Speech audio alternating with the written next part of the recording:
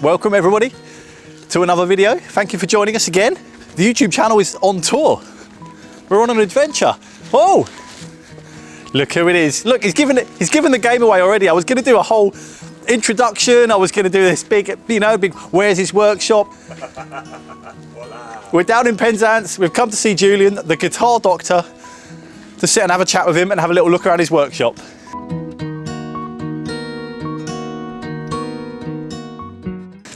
I'll tell you what, I loved your video. Oh, the directions. How to find the directions. Yeah, it's absolutely brilliant.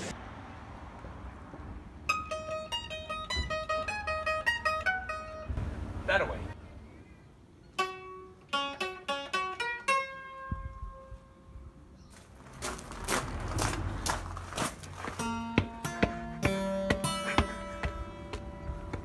Welcome.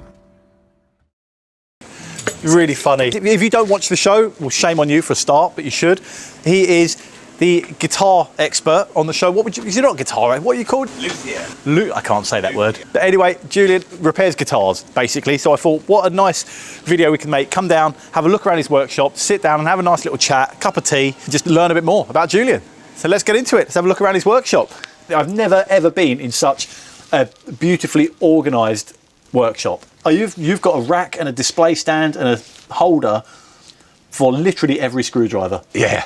You can't ever come to my workshop. This is the spray room, the wood stock, all my little bits and bobs I need, chemicals, you name it. That's the sort of thing I'll be coming in to grab stuff and running back to the benches.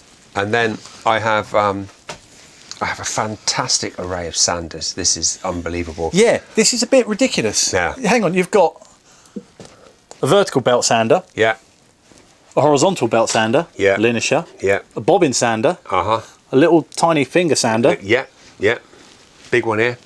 a disc sander, Yeah. Disc and belt. Big another job. belt sander, Yeah. another belt. Is that another? Oh no, that's a drive for that. That's a mop. That's a mop, a polishing polishing mop. mop, Fine. yeah. Polishing mop. Yeah. Where do you actually sit and work in here? Or are you Right. just working all over the place? Do these tools they plug in where they are, or they Yeah. The dusty stuff I'll take outside on my table. Oh, And fine. then, if I'm in here, I'll have extraction with a mask, obviously. Yeah. But most of it's done outside in all weathers, which isn't great in Yeah. the winter. But I was going to say it's spotlessly clean in here. There's no way you can use all of those sanders in here. no.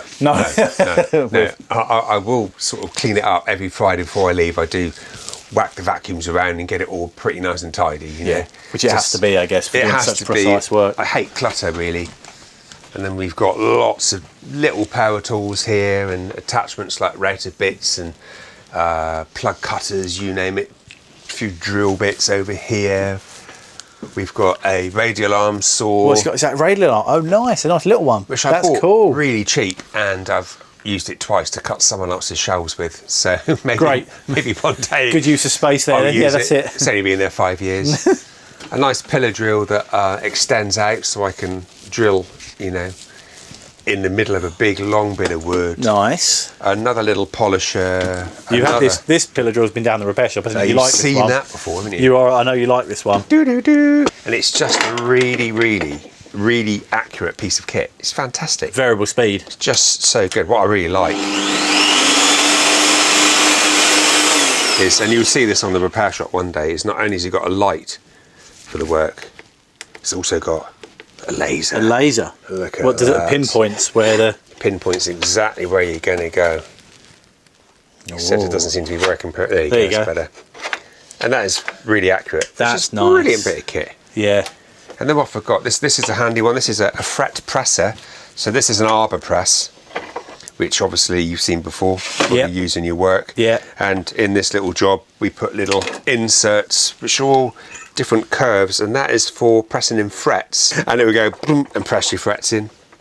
And a couple of grinders. It's all such specialist tooling. I mean, things like this is absolutely useless to literally everybody. Exactly, unless you want to rest your rolling pin somewhere.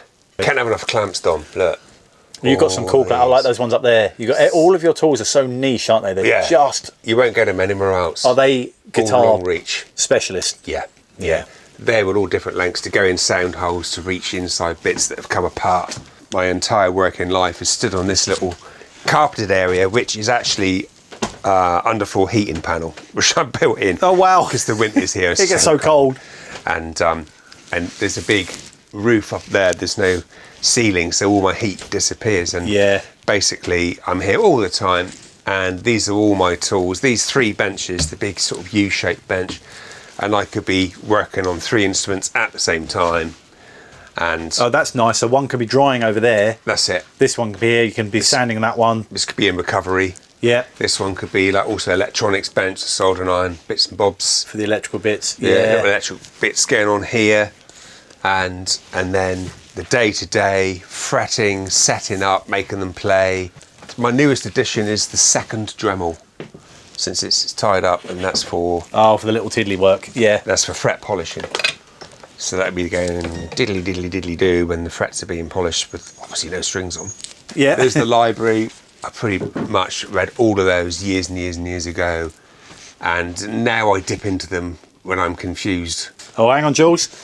What's this? Another sander. Listen to this. Are you ready? Ready? I'll power her up. You ready?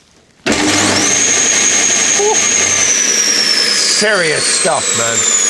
That is an industrial belt and disc. I mean, they call it the Powermatic. They're not kidding, are they? No, it's a really, really, really, really, really good bit of kit, that. The guitars seem so fragile and so delicate. This is quite industrial. I know. For big pieces of wood that have to become smaller.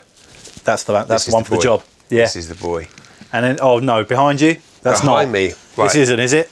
This is another drum sander. So basically, oh my goodness. There's the drum sander, which spins around. It's essentially a thicknesser. And then, exactly, it is a thicknesser. Yeah. And this is the up and downy bit to adjust your depth.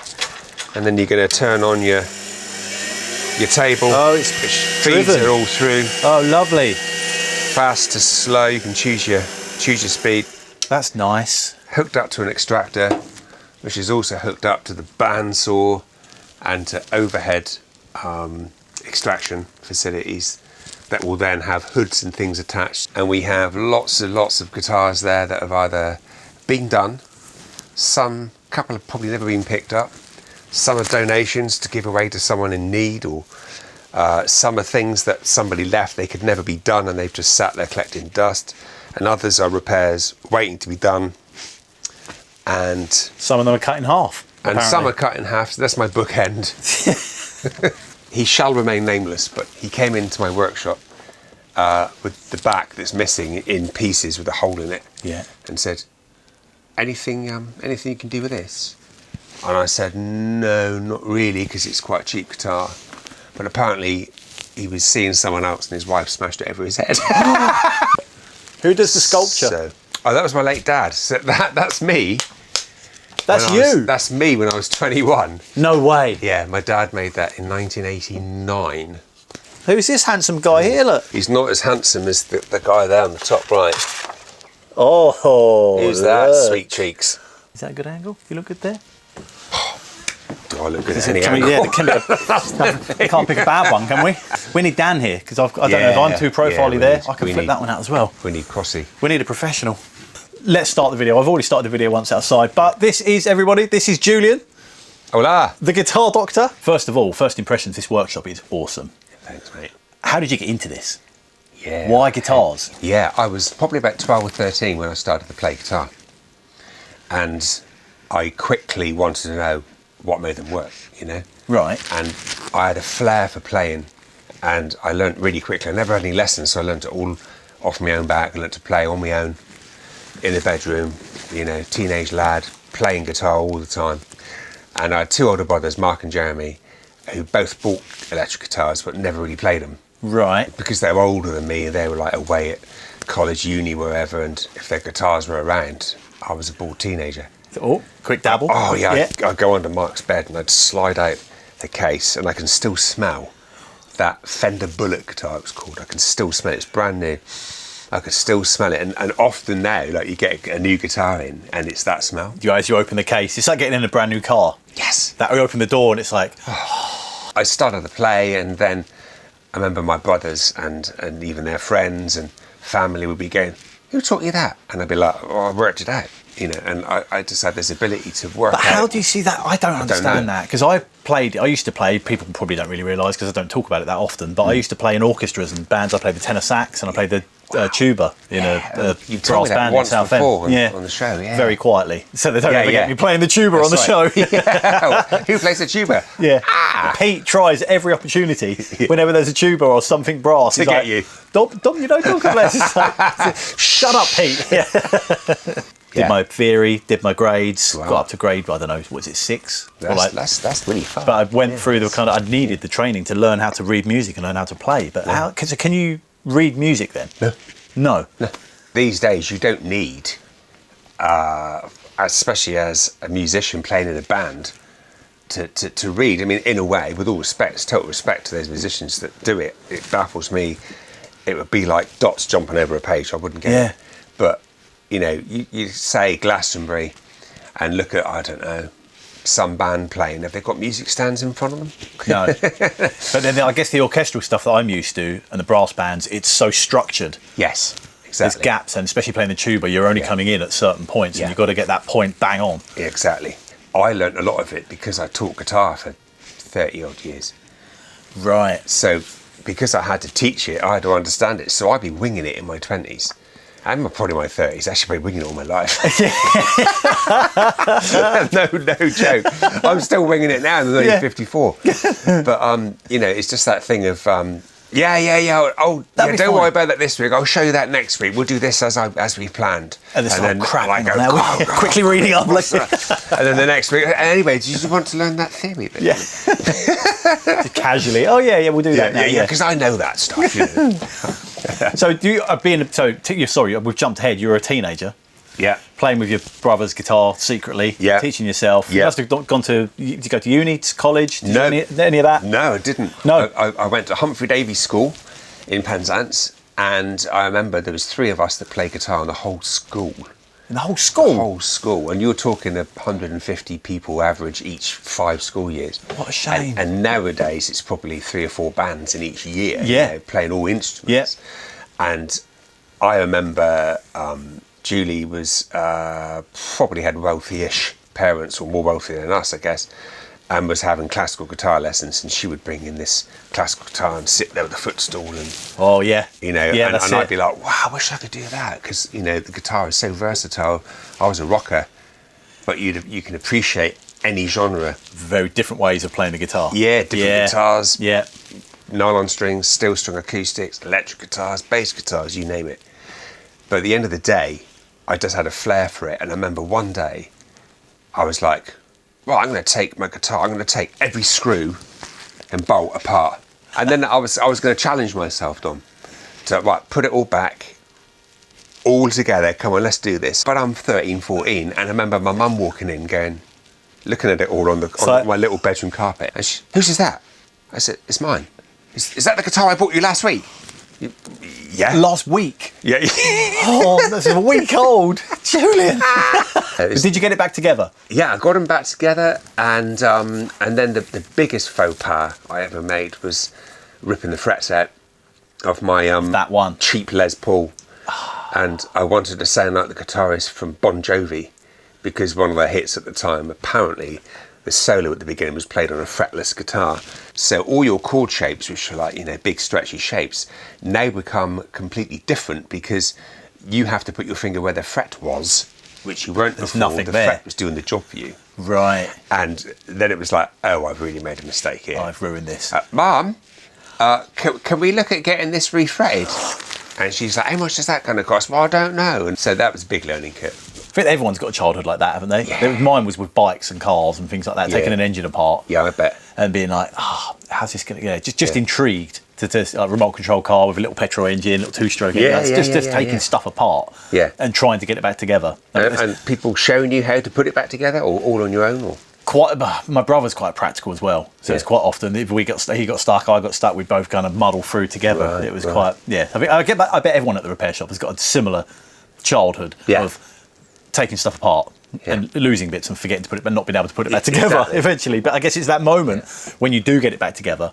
It's like, yes. And I still feel that now. I still have. I'm just like you've got as well, the little trays with all the nuts and bolts in. Yeah. No matter how complicated the thing is that we're taking apart, you have the tray of pot, and at the end, when it's empty, it's like, Yes. Yeah, job done. Done. Yeah. Nice. Everything's in the right place. Yeah. Yeah, that's a good feeling, that. Love it. Yeah. Playing in a band, 18 years of age, in the Penzance area, which, if anyone knows where Penzance and Cornwall is, it's imagine the whole of the country, the bottom left. Literally as far down The as you can toe go. in the sock. Yeah. Right down the end. And we didn't really, I was in loads of different bands, and you always have great aspirations of making it. And Some of them are still musical now. And still doing... a lot of my old musical buddies, some of them still play in bands, and maybe after a couple of beers you get that, let's get the band back together, God. And the next day you get a text going, we're too old, I've got time. Just a passion from nowhere really has now led to you having this place and actually having a career doing it. It's awesome. I tell you what, it's mind-blowing, and people tell me it all the time, and even being on the repair shop, people say, oh, you're this and you're that, and you have to keep your feet on the floor, don't you? And I am lucky, you're lucky, but there's lots of lucky people in the world, but you make your own luck. You make your own luck. You worked hard. I bet I can appreciate how hard you've worked to have this place. Well, this is 30 years worth of tools and self-made jigs and experience and lifetime of brainstorming. So you've been doing it for 30 years. Messing around with guitars. At least 30 years. Well, more than that. I've been playing for 40, and I started to take them apart straight away. So I wasn't going to go onto anyone else's guitars until I sort of had a good idea. About 10 years later, I guess. That's so cool. It's very rare. So have you been in this workshop? I've been in this workshop for 7 years. Just over 7, and it's my 8th workshop since I started in June 1992. Your 8th workshop? My 8th workshop, yeah. Cool. I've only had to do 2 workshop moves. Yeah. And that's enough. And I do plan in the future, hopefully, to have somewhere bigger built, and that will be a nightmare moving this then. Yeah. And then when you get the bigger workshop, you are absolutely going to fill it with bigger tools and heavier tools and more machinery. And then within 2 or 3 years say, I've outgrown this workshop. I need a bigger one. I did exactly that recently. Moved out of London, moved down to Kent, got a workshop twice the size of my old one. I was like, this is too big. Little old me. Spoiled, It's too big. And now, what is it? 2.5 years, maybe 3 years later, literally I can't get in the door. It's completely full. And I have not got space. I'm overflowing every kind of, I can't throw anything away. I would never throw away a broken tool even, No. Because I may have a use for it. One day. Modify it for something else. Just even for if you're changing part of a guitar, I guess a piece of wood might be useful for something else. Exactly. You need to let a section in on something else or... And some of these exotic woods you have, even if you've got a tiny little scrap, you're going to save that because the grain may match something in one day, 30 years time I'm going to have in. That goes in there really nice. I'm glad I saved that. Okay. I'm a bit like that with pots of paint. Pots of paint? Because I mix colours up. I have colours matched and mix colours up and get stuff for certain jobs and certain things that are old. And once you've got that nice green, like the Atco lawnmower green, you go through horrendous sort of steps to get to that perfect colour. Once you've got it, that little pot of green paint becomes so precious. We got delivery. Hey, Jace, you all right, mate? Forgot what I ordered. Oh, that's it. Look at that. That was. You got a sign for it now, haven't you? Oh, sorry, mate. Okay. That was ordered 42 hours ago.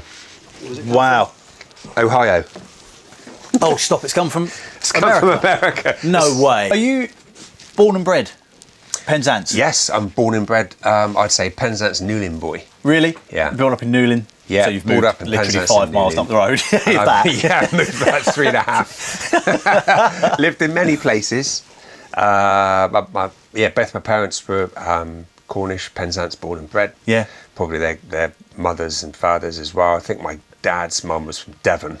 Okay. So cream first. Over the river. Controversy. I love it down here. I absolutely love it. I've been coming down here, down to Cornwall, with my mates since as soon as I could drive. Really? I had a Beetle first of all. A couple of years in, I got a camper van, an old split screen, and we used to come down here, go to Newquay, usually go to clubs and beaches, go surfing. Place, had a summer down here, staying in by Fistral, did this surfing and messing around. So every year we used to come down here when it was at college and school and stuff, all the time. Yeah, absolutely love it. Cornwall isn't a massive place, but when you live here, because you don't visit everywhere, where do you visit in your hometown? Yeah, no, exactly. I lived in London for 10 years. And never actually went sightseeing and visited any of the museums or anything. Buckingham Palace or the Houses of Parliament every day. We don't go to Land's End or St Michael's Mount, even though they're great places. You drive past it and look at it, but you don't. Yeah, you take it all for granted. Have you got a favourite guitar that you've ever worked on? Yeah, I guess It must be something that sticks in your memory. it would be something that would be vintage and old. And I think probably the one, and I have two of them, was a Louis Panormo. And basically he was a real sort of historical maker back in the 1820s and 30s in London. Cool. And he was Italian, and his father was a violin maker. And Louis Panormo obviously didn't make loads and loads of instruments. No. Probably made a few hundred, I don't know. I'll say restored. I'd like to get the first one I did back. Have another go. You're never 100% happy with what you do, are you? No. And even when a job goes out and I'm happy and the customer's happy and there's just a couple of little bits, I thought I could have got that better. But that's not just we're all the same. I'm guilty of that, and the producers stop us at the repair shop sometimes to just be like, just step away, just to it's fine, because you can't, like the big J40 that I did, the pedal car, went to revival. Yeah. So it was lovely. Every nut and bolt was new. The chrome was new. Everything was beautiful, but you still look at it and think, I could have done that. I could have done this bit better. It's that ripple in the bumper. I could have got that little bit straighter. Yeah. I think we're all guilty of that. And I think you strive to be a perfectionist. You're never going to get there. That's never going to happen. And as long as you realise that, and you realise every day's a learning day, and you keep your feet on the floor, then you're going to be focused, don't you? And if you try and make every job better than the last one, you're progressing every time. Yeah, exactly, and learn from it. You know. I'm coming up against all sorts of problems all the time, but our guitar, I mean, it's a bit over my head, but our guitar's a guitar? Really? No, generically, you would say that if you're not in the field. But do you have issues? There's certain things or you should know if you're a luthier, that things that can happen structurally, and also for sound, for tone, because a lot of guitar players want a good tone. A certain shape, how something's made in the first place, will give that guitar its tone, and it gets better throughout its life as it's played. Does it? So wood opens up and guitars open up and sound better as they progress, as long as they're still structurally intact. I wonder how. Just the wood move, or it's just apparently in acoustic guitars, it's sugars and resins that disappear from the wood.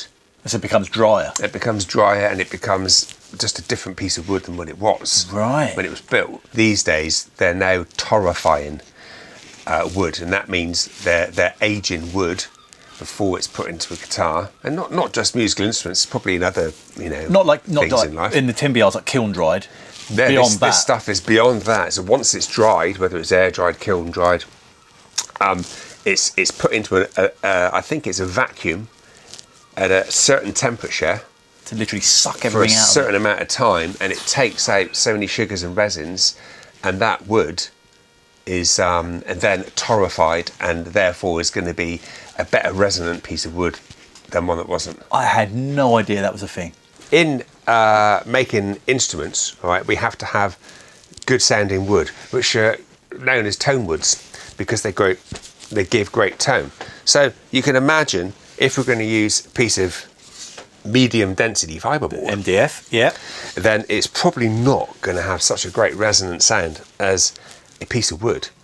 But not just any piece of wood, it has to be quarter sawn.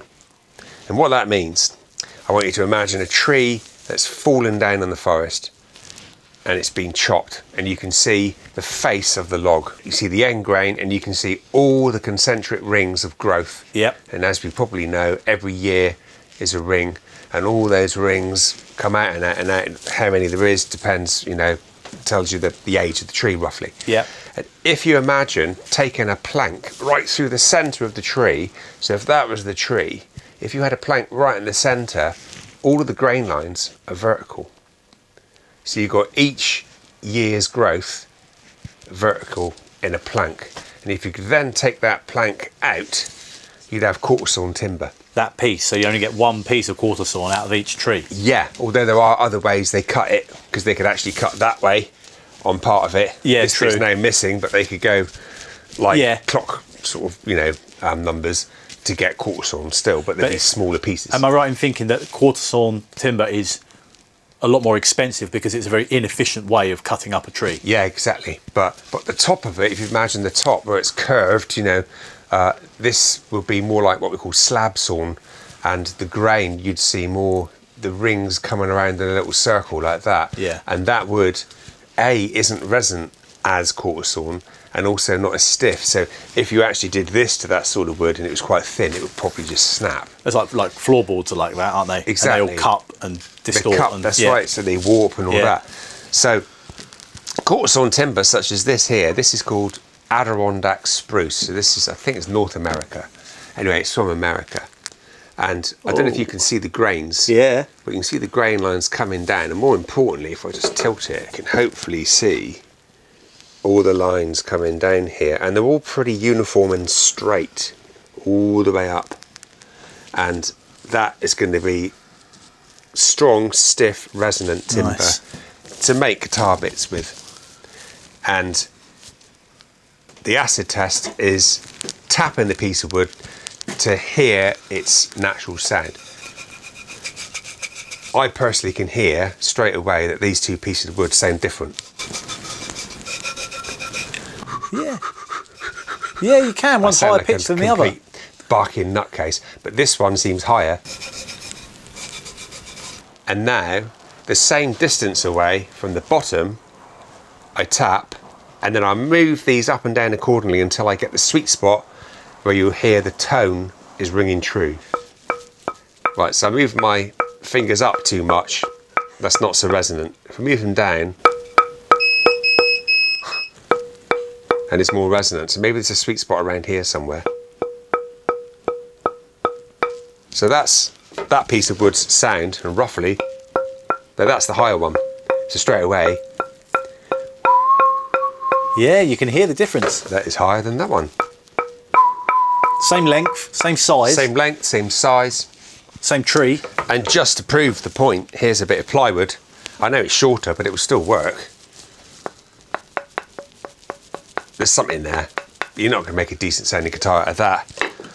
Or the MDF. Yeah. That's a brick. There's not much there, no. And that's why some guitars sound better than others. It's funny, this little thing. This little thing belongs to one of my customers, Helen.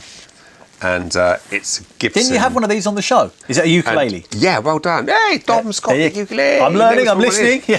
And this is a slightly smaller one, so it's a soprano, which is, soprano's high. Yeah.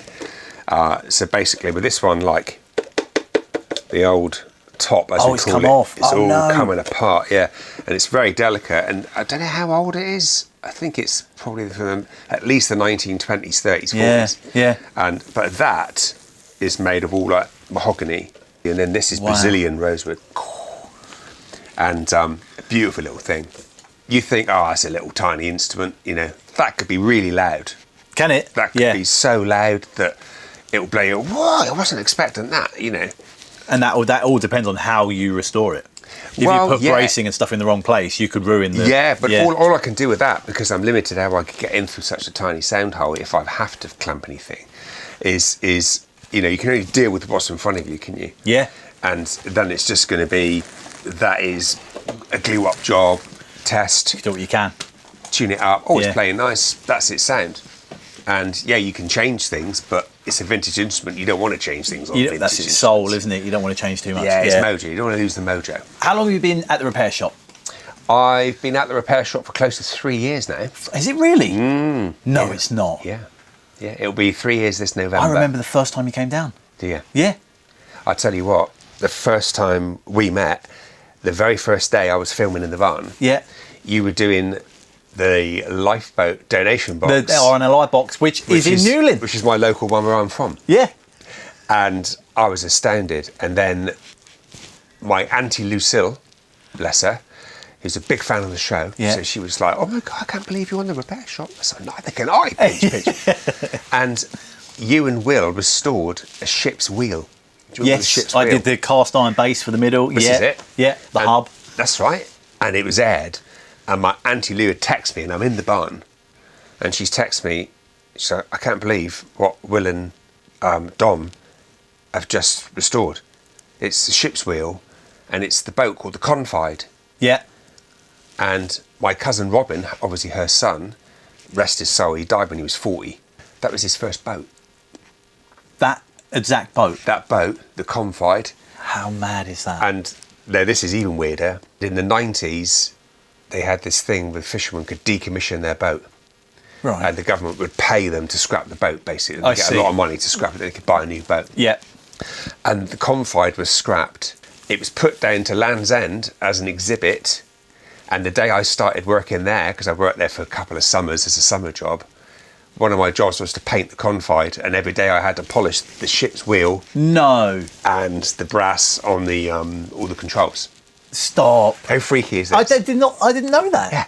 How are you finding it on Repair Shop? Oh, I'm absolutely loving it. You are? I adore it. I love every second. I pinch myself every time I arrive. When I leave, I'm like always on a high. Yeah. Everyone is so just genuinely nice, and and there's a few experts now that have come on after me, and they say that to me as well. You're not the new boy anymore. I'm no longer the new boy. I think I was the new boy for about a year. Yeah. But I think COVID, the pandemic had hit. And I remember being incredibly excited, wondering, when I'm going to be aired, And it was 10 months. Because of COVID? Oh, yeah. Because every day the Prime Minister would come on. Oh, yeah, and the show would get cancelled. The show was cancelled, was it? Because we were on at 4:30 on a BBC One. Yeah. And I remember we'd filmed like 4 o'clock. 2 series, and you'd been at the barn loads, but not a single episode had actually been out on telly. Because every time there was an episode that you were going to be in, it got cancelled for football or the government or some it was. other. Yeah, I was like, God damn it, I'm going to be on. Are you actually up there filming? Are you lying? Yeah, have you been to the pub or something? You're a fantasist. You're making this up. Do you know how many things you've fixed? I think I've done 13 so far. And Amazing. whether that's a lucky number or not, lucky number 13, that's it. Oh, I guess it's a good place to be. You're sort of over the first few are terrifying. Oh, that's it. I mean, it's still a terrifying moment. I mean, I think you never get used to that. Absolutely. But you've got used to. You're very good in front of the camera and all of that sort of stuff. So you do, you've settled in well. Yeah, that's good. Part of the family. That's great to know. I love being part of the family. Yeah. And you're made welcome. The second you step in there, you're made welcome. Good. And not just with the experts, but the crew and everyone back at base. They're all. It is a family. It is. It is. It sounds cliche, and it's not. But it's not. Just to do. I remember my first ever fix, and it was. Was it the electric guitar, the black electric guitar? It was the black. Well done. It was an F-hole jazz guitar, so 2 F-holes like a violin. Yes. And I remember the producers saying, how long do you reckon this will take to fix? How long's a piece of string? But I'm looking at it from in my workshop. So if it was that's about 30 minutes. That's so pedantic. It's probably about 4 or 5 hours work. How many days? I'm going to be in the hotel most of it then, because that's a really quick, simple, easy fix. Right. So I thought. So you thought, yeah. And I got there, and then it was like, right, okay, I'm ready. Where are the cameras? Oh, they're all filming Dom. Yeah. Oh, they're filming Will and Susie. Oh no, we've got something else coming in. We'll have to stop for an hour. Oh yeah, we've got to stop now because there's an arrival. So after that, what time's lunch? 1 o'clock. Okay, so that's in half hour. Yeah. Oh, it's now gone lunch, and we've got to reveal it too. I said this guitar be done in 3 days. I haven't glued anything up, and I was panicking. And they just said, Julyan, just count. It doesn't matter. All your screwdrivers are going to be as polished. All your chisels will be nice and sharp. Just be sitting there, just like entertaining yourself. But even now, I still make great schoolboy errors. All the crew laugh at me for. Without we all I forget to walk out of shot or something stupid. Yeah. Even though you've just been told. Yeah. Put that down and walk over there. Put that down and then walk over there. Yeah. So what am I doing? Hey, but we're human. Yeah. Are there training academies, places? Can you do it at college? Yeah. I don't think you can do it at colleges or universities. If there are, obviously, put me right. Yeah. But I know there's a place in Totnes, guitar making school, and which I could never afford to go on, always wanted to, but so it's not an apprenticeship, you pay to learn. It's like a few months course. A course, okay.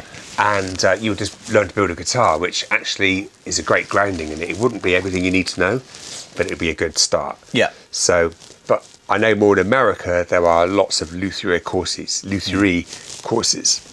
and you can go away for any amount of time, whether it's 6 months or a couple of years, and train under somebody and learn. And, yeah. But in this country, there's not that many. Don't think there's a lot, and that's something I'd like to do, but it's time. I'm busy doing my day-to-day work and the repair shop, and I haven't got two of me to do everything I want. You're the same. Exactly. Every one of us is the same. Yeah, exactly. I know, completely understand. I do a work experience thing with a local secondary school, so a couple of times a year I get young lads in who are keen guitar players, and I probably used to teach them at primary school because that's what I also used to do.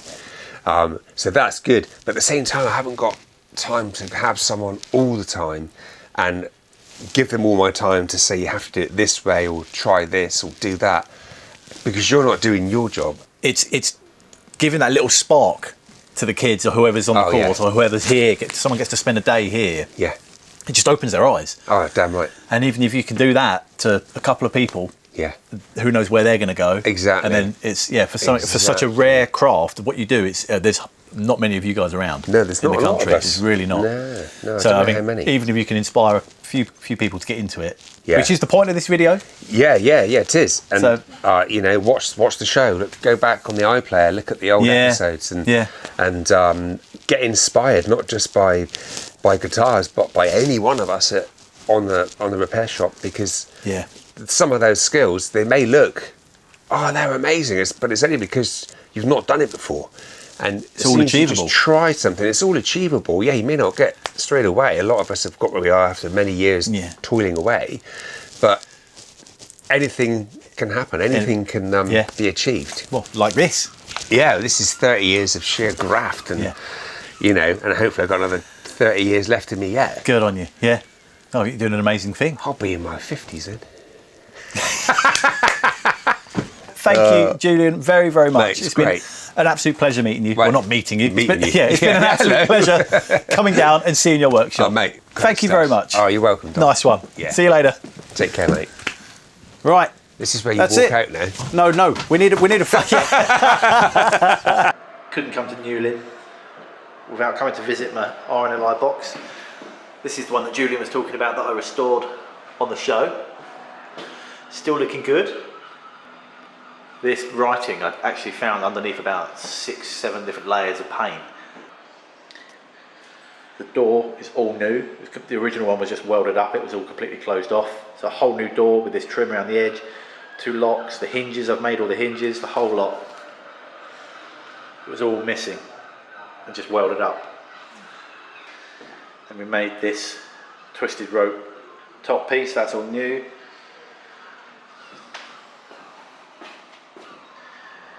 Oh, hello.